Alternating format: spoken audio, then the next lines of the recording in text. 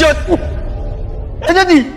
জ্যোতি জ্যোতি এই ଆଉ ସେଇଦିନଠୁ ଛୋଟିଆ ପାଗଳ ହେଇ ଗାଁ ଦାଣ୍ଡରେ ବୁଲୁଛି ନା କାହାକୁ ଶୁଣୁଛି ନା କାହା କଥା ଶୁଣୁଛି।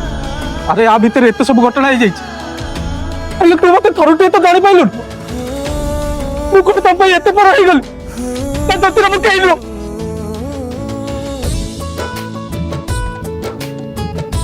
ମୋ ସାଙ୍ଗଠୁ କଣ ମୋ ଚାକିରି ଏତେ ବଡ ହେଇଗଲା ମୋ ଚାକିରି ପଳେଇଥିଲେ ମୁଁ ଆଉଥରେ କରିପାରିଥାନ୍ତି ହେଲେ ମତେ ମୋ ସାଙ୍ଗର ଏଇ ଅବସ୍ଥା ଆଜି ଦେଖିବାକୁ ପଡିନଥାନ୍ତା। ଶୁଣୁ ରାହୁଲ ତତେ ସବୁ ଲୁଚେଇବା ପଛରେ ବହୁତ କିଛି କାରଣ ଅଛି। ଓ ତୁ ବି ଆସିଲୁ ଭାରି ସଫେଇ ଦେବା ତୋର କଣ କାରଣ ଥିଲା ଶୁଣା। ମାଉସୀ ରାଣା ନିୟମ ପକେଇ ମନା କରିଥିଲେ ତତେ ସବୁ ନ ଜଣେଇବା ପାଇଁ। ଆଉ ବାକି ରହିଲା ଜ୍ୟୋତି କଥା। ଜ୍ୟୋତି ସାଙ୍ଗ ସମ୍ଭାଳିବା ପାଇଁ ତ ଆମେ ଅଭିର ମୋର ଅଛୁ। ତତେ କଣ ପାଇଁ ଅଯଥା ଟେନସନ ଦେଇଥାନ୍ତୁ?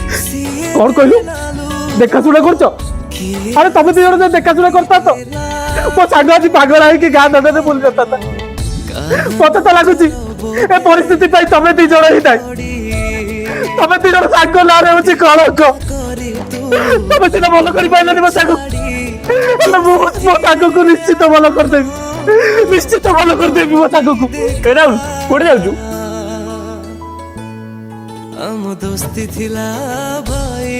ଜ୍ୟୋତି ଏ ଜ୍ୟୋତି କଣ ସତରେ ତୁ ମତେ ଚିହ୍ନି ପାରୁନି? ମୁଁ ପରେ ତ ରାହୁଲ। ହଁ ଚିହ୍ନିଲି। ତୁ ପାଗଳ ମୁଁ ବି ପାଗଳ। ତୁ ପାଗଳ ମୁଁ ବି ପାଗଳ। ଏ ଜ୍ୟୋତି ତୁ କଣ ମତେ ଚିହ୍ନି ପାରୁନୁ? ମୁଁ ପରେ ତ ରାହୁଲ। ଯାହାକୁ ଦିନ ନ ଦେଖିଲେ ତୁ ରହିପାରୁନଥିଲୁ ଆଜି ଏତେ ପାଖରେ ଥାଇକି ଚିହ୍ନି ପାରିଲୁ ନ ଚିହ୍ନି ମୋର ବାହାଲା କରୁଛ। ତୁ କଣ ସତରେ ମୋ ଉପରେ ରାଗୁଛୁ?